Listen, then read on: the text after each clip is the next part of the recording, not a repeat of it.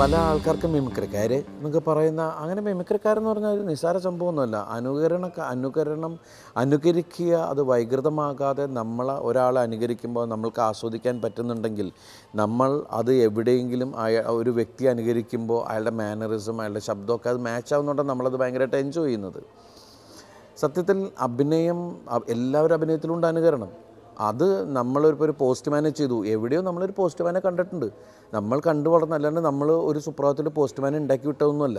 ജീവിതത്തിലെ ഒരാളെ നമ്മൾ പകർത്തുകയാണ്, അത് സത്യത്തിൽ അനുകരിക്കുന്നില്ലേ? അപ്പോൾ അതുകൊണ്ടാണ് ആ പോസ്റ്റ്മാനെ നമ്മൾ തിയേറ്ററിൽ സ്ക്രീനിൽ കാണുമ്പോഴാണ് ഈ പോസ്റ്റ് നമുക്ക് പരിചിതനാണ്. അപ്പോൾ ചില ആളുകൾ അയാളുടെ പല മാനറിസങ്ങൾ കൊണ്ടുവരാൻ നോക്കും. ഏത് കഥാപാത്രങ്ങളാണെങ്കിലും അനുകരിക്കാൻ കപ്പാസിറ്റി ഇല്ലാത്തത് നമുക്ക് സന്തോഷമായാലും സ്നേഹമായാലും അല്ലെങ്കിൽ രൗദ്രമായാലും ഇതെല്ലാം ഇന്നതാണ് ഈ വികാരങ്ങൾ എന്ന് പറഞ്ഞാൽ ആരോ ഒരാൾ ഉണ്ടാക്കി വെച്ചിട്ടുണ്ടല്ലോ, പിന്നെ അത് തന്നെ എടുത്തല്ലേ നമ്മൾ ഉപയോഗിച്ചുകൊണ്ടിരിക്കുന്നത്. അപ്പോൾ അത് അനുകരിക്കല്ലേ? അപ്പോൾ അനുകരണം അങ്ങനെ ഒരു മോശം കലയൊന്നുമല്ല, പക്ഷെ അത് എങ്ങനെ ഉപയോഗിക്കുന്നു എന്നുള്ളതാണ് വിഷയം. അതിനെ വക്രിക്കാതെ അളന്ന് കുറിച്ച് എങ്ങനെ നമ്മൾ പെർഫോം ചെയ്യുന്നു, ഒരു കഥാപാത്രത്തിലേക്ക് നമ്മളെങ്ങനെ ലയിപ്പിച്ച് ആ കഥാപാത്രത്തെ സത്യസന്ധമായി മാറ്റാൻ ശ്രമിക്കുന്നു. അപ്പോൾ അനുകരണം മോശകല എന്ന് പറയുന്നതിനോട് എനിക്ക് ഒട്ടും യോജിക്കാൻ പറ്റില്ല. ഞാൻ ഇപ്പോഴും ഒരു മിമിക്രിക്കാരൻ എന്നുള്ള രീതിയിൽ കുറച്ച് അഹങ്കരിക്കുന്ന ഒരാൾ തന്നെയാണ്. മിമിക്രിക്കാരോട് ഒരു വർഗ്ഗസ്നേഹം കൂടുതലും ഉള്ള ഒരാൾ തന്നെയാണ്. മിമിക്രി എനിക്കൊരു സുപ്രഭാതത്തിൽ ഒരു ഗോഡ്സ് ഗിഫ്റ്റ് പോലെ കിട്ടിയ ഒരാളാണ്. എനിക്കിപ്പോഴും അറിയില്ല എനിക്ക് എങ്ങനെയാണ് ആ കല അന്നുണ്ടായതെന്ന്.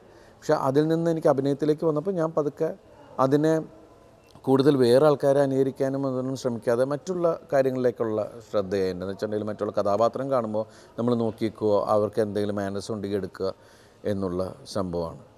അപ്പോൾ അത് ഞങ്ങൾ ഈ ഒരുപാട് കഴിഞ്ഞ തവണ സലീം കുമാറിന് കിട്ടി എന്നൊക്കെ പറയുമ്പോൾ നമ്മൾക്ക് അത് വലിയ സന്തോഷമുള്ള കാര്യമാണ്. നമ്മളാരോട്ടും മോശക്കാരല്ലെന്ന് ഇരിക്കട്ടെ. ഞാനൊരു സാധാരണക്കാരൻ്റെ മനസ്സോട് സിനിമയായിരുന്നു. എന്നെ ഇവിടുത്തെ പ്രേക്ഷകർ കാണുന്ന അവരുടെ വീട്ടിലൊരു പയ്യനെ പോലെ എന്നുള്ള രീതിയിലാണ്. പിന്നെ എല്ലാവർക്കും ടെൻഷനാണ് ലൈഫിൽ. അപ്പോൾ ചിരിക്കാനും രസിക്കാനും ഒക്കെ പറ്റുന്ന സിനിമകളാണ് കൂടുതൽ പ്രിഫർ ചെയ്യുന്നത്.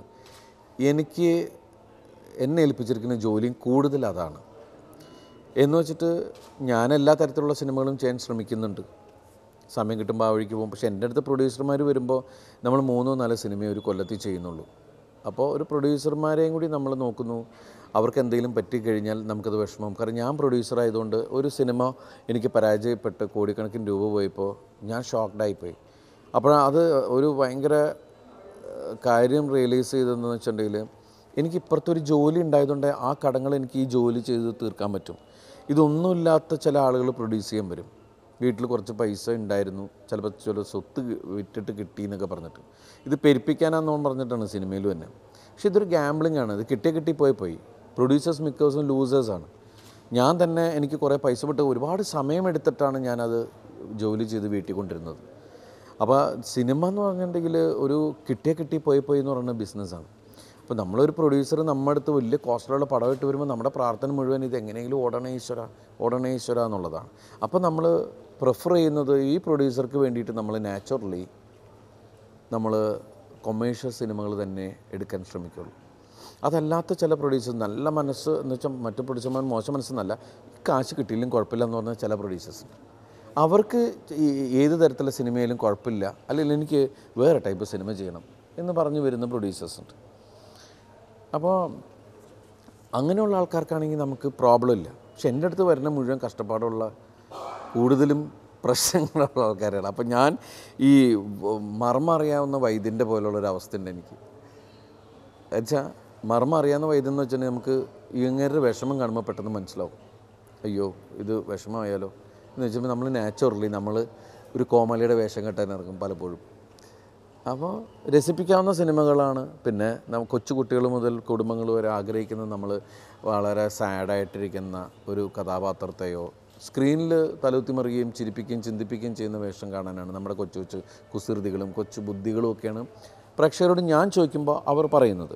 അപ്പോൾ അതിനനുസരിച്ചിട്ടുള്ള, കാരണം ഞാനിത് ഒരു സിനിമയിൽ നമ്മുടെ ടീം ഒരു സിനിമ ചെയ്യുമ്പോൾ ആരുടെ മുമ്പിലേക്കാണ് കൊണ്ടുവരുന്നത്? അത് പ്രേക്ഷകരുടെ മുമ്പിലേക്കാണ്. അവരുടെ ടേസ്റ്റിന് അല്ലെങ്കിൽ അവർക്ക് രസിക്കാവുന്ന കാര്യത്തിലുള്ള സംഭവങ്ങൾ ചെയ്യുമ്പോൾ എന്നാലാണ് ഇതിന് കാര്യമുള്ളൂ. ഇപ്പം നമ്മളൊരു ദേ പുട്ടെന്ന് പറഞ്ഞ ഒരു പ്രസ്ഥാനം തന്നെ തുടങ്ങിയപ്പോൾ ജനങ്ങൾക്ക് ഇഷ്ടമുണ്ടായേക്കാവുന്ന കാര്യങ്ങളെക്കുറിച്ച് നമ്മൾ ചിന്തിച്ചുള്ളൂ. പലതരത്തിലുള്ള ഡിഫറൻ്റായിട്ട് പുട്ട് എല്ലാവർക്കും ഇഷ്ടമാണെന്ന് നമുക്കറിയാം. പക്ഷേ അതിലെങ്ങനെ വ്യത്യസ്തമായിട്ടുള്ള കാര്യങ്ങൾ ചെയ്യാൻ പറ്റും. അങ്ങനെയാണ് ദേ പുട്ടെന്ന് പറഞ്ഞ് ഞങ്ങളൊരു നേരം പോക്കിച്ച് അങ്ങോട്ടും ഇങ്ങോട്ടും എന്നും സുഹൃത്തുക്കൾ തമ്മിൽ സംസാരിക്കാൻ തുടങ്ങിയ ഒരു വിഷയമാണ്. പക്ഷേ അത് ഇപ്പോൾ വളരെ ഉത്തരവാദിത്വത്തോടു കൂടി ഞങ്ങൾ അത് ചെയ്തു. അതിപ്പോൾ എറണാകുളത്ത് ചെയ്തു. ഇനിയിപ്പോൾ അത് കാലിക്കറ്റ് ഓപ്പൺ ചെയ്യാൻ പോവുകയാണ്. അപ്പോൾ ഞങ്ങൾക്ക് നമ്മുടെ സിനിമയെ സ്നേഹിക്കുന്ന പ്രേക്ഷകർ തന്നെയാണ് നമ്മുടെ തല വെച്ചപ്പോൾ, നമ്മൾ ബ്രാൻഡ് ചെയ്തപ്പോൾ നമ്മളുള്ള വിശ്വാസം അല്ലെങ്കിൽ ഒരു ഉത്തരവാദിത്വത്തെ നമ്മൾ നല്ലത് കൊടുക്കും എന്നുള്ളൊരു വിശ്വാസത്തിലാണ് അവരെല്ലാം സിനിമയായാലും റെസ്റ്റോറൻ്റ് ആയാലും ഒക്കെ വരുന്നത്. അപ്പോൾ നമുക്ക് പ്രേക്ഷകരോട് ഒരുപാട് കമ്മിറ്റ്മെൻറ്റ് കൂടുകയാണ്, ഉത്തരവാദിത്വം കൂടുകയാണ്. കാരണം അവർ നമ്മളെ ഒരുപാട് സ്നേഹിക്കുന്നു. കഥാപാത്രത്തിന് തന്നെയാണ് പ്രാധാന്യം. ഞാനങ്ങനെ സ്ഥിരമായിട്ടൊരു ശമ്പളത്തിൽ പോകുന്ന ഒരാളൊന്നുമല്ല. ചില സമയത്ത് നമ്മൾ പൈസ വാങ്ങിക്കേണ്ട സിനിമ അഭിനയിക്കുന്നുണ്ട്, ചില നിസാര പൈസക്ക് അഭിനയിക്കുന്നുണ്ട്, ചിലപ്പോൾ ന്യായമായ പൈസക്ക് അഭിനയിക്കുന്നുണ്ട്. അപ്പോൾ അത് കഥയും ഇതിൻ്റെ കോസ്റ്റും ഒക്കെ നോക്കിയും കണ്ടൊക്കെ തന്നെയാണ്. കാരണം ഞാൻ നിൽക്കുന്ന ഇൻഡസ്ട്രി അങ്ങനത്തെ ഒരു ഇൻഡസ്ട്രിയാണ്. ഒരു ഗിവ് ആൻഡ് ടേക്ക് ഉണ്ട്. ചുമരുണ്ടെങ്കിൽ ചിത്രം എഴുതാൻ പറ്റുള്ളൂ എന്ന് പറയുന്ന പോലെയാണ്. ഇപ്പം ഞാൻ തന്നെ പ്രൊഡ്യൂസ് ചെയ്തിട്ട് ഏകദേശം ഞാൻ സ്വന്തം പ്രൊഡക്ഷൻ ചെയ്തിട്ട് ഏകദേശം 5-6 വർഷമായി. കാരണം എന്ന് വെച്ചാൽ എൻ്റെ ഡേറ്റ്സ് എല്ലാം വേറെ ആൾക്കാരുടെ കയ്യിലായതുകൊണ്ടാണ്. അപ്പോൾ നമ്മൾ തന്നെ പൈസ വാങ്ങിച്ച് കൊണ്ടുപോകാൻ താല്പര്യമാണെങ്കിൽ എനിക്ക് എൻ്റെ പടങ്ങളൊക്കെ എനിക്ക് തന്നെ പ്രൊഡ്യൂസ് ചെയ്യാവുന്ന കാര്യമുള്ളൂ. അതിനുള്ള നെറ്റ്വർക്ക് ഉണ്ട്. പക്ഷേ അതല്ല, നമ്മൾക്ക് ഒരു നല്ല കാലം വരുമ്പോൾ അത് ഷെയർ ചെയ്യുന്ന സമയത്താണ് നമുക്കൊരു ആവശ്യകത വരുമ്പോഴും ഈ നല്ല കാലത്ത് നമ്മളിൽ നിന്ന് എന്തെങ്കിലും കിട്ടിയിട്ടുണ്ടെങ്കിൽ അവർ നമ്മുടെ കൂടെ ഉണ്ടാവുള്ളൂ. അപ്പോൾ അത് ഈ സത്യസായി ബാബ എന്ന് പറഞ്ഞ ഫിലിം അതൊരു വലിയ വെഞ്ചറാണ്. അതെന്ന് വെച്ചിട്ടുണ്ടെങ്കിൽ അടുത്ത വർഷമൊക്കെ എന്തായാലും അതിൻ്റെ പൂർണ്ണ രൂപത്തിലേക്ക് മാറുകയും അത് എല്ലാ ലാംഗ്വേജിലുമാണ് ഇപ്പോൾ അത് പ്ലാൻ ചെയ്യുന്നത്. മറ്റൊരു തെലുങ്ക് മാത്രമേ ഉണ്ടായിരുന്നുള്ളൂ. അപ്പോൾ അതിന് അതിൻ്റേതായ ഒരു സമയം ഭയങ്കരമായിട്ട് എടുക്കും.